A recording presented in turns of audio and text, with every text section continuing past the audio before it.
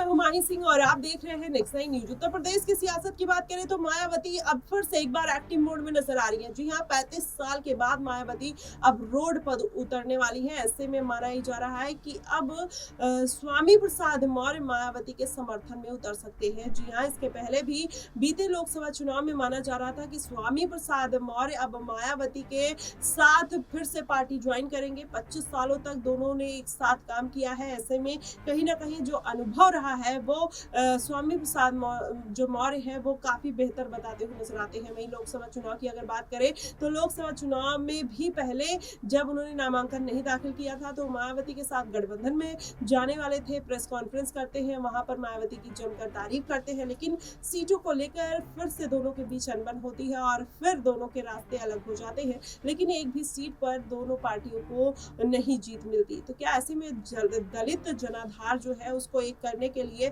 अब स्वामी प्रसाद मौर्य को कोई बड़ी जिम्मेदारी मायावती देती हुई नजर आएंगी? क्योंकि अगर देखा जाए तो आकाश आनंद जिस तरीके से नेशनल कोऑर्डिनेटर पद से बाहर हुए थे, मायावती ने उनको इनमेच्योर कह दिया था। क्या वही इनमेच्योरिटी को दूर करने के लिए अब इसका फायदा जो है मायावती स्वामी प्रसाद मौर्य को के जरिए उठाते हुए नजर आएंगे? क्योंकि ये समीकरण इसलिए बन रहे हैं कि अब मायावती दलित पिछड़ों को लेकर जिस तरीके से आंदोलन खोल रही है, मोर्चा खोल रही है, और जो दलित पिछड़े हैं जिनको वो आरक्षण नहीं दिया जा रहा है, क्रीमी लेयर का एक लेयर निकलता हुआ नजर आ रहा है, उससे ये साबित हो जाता है कि अब मायावती फिर से अपना जनाधार पाने की कोशिश कर रही है। और क्या इसका समर्थन चंद्रशेखर आजाद और स्वामी प्रसाद मौर्य का मिलेगा, या मायावती अकेले ही इस बार के मुद्दे को लेकर उठाते हुए नजर आएंगी? वहीं देखा जाए तो ये जो पूरा मामला है कहीं ना कहीं इस बात की तरफ जाता हुआ नजर आ रहा है। जो भारत बंद का पूरा मामला है, मायावती ने खुलकर समर्थन कर दिया है,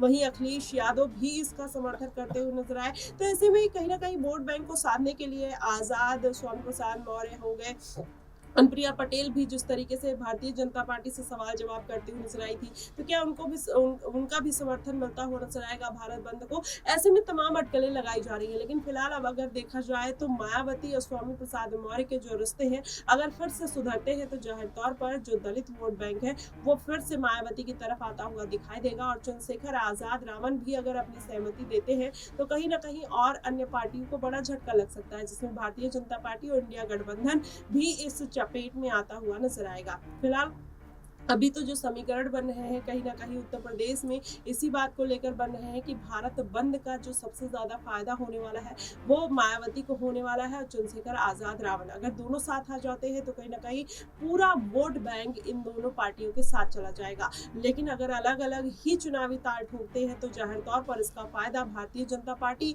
और अखिलेश यादव की पार्टी उठाते हुए नजर आ सकती है। फिलहाल देखना दिलचस्प होगा कि आखिरकार कौन से समीकरण बन रहे हैं। मायावती ने हालांकि जो उपचुनाव है उनकी सभी सीटों पर प्रत्याशी उतारने चालू कर दिए हैं। 6 सीटों पर उन्होंने अपने प्रत्याशी उतार दिए। मिल्कीपुर में उन्होंने कोरी को जिस तरीके से मैदान में उतारा है उससे ये साबित हो जाता है कि कहीं ना कहीं मायावती अब दलितों का कार्ड चलने का पूरा प्रयास कर रही हैं।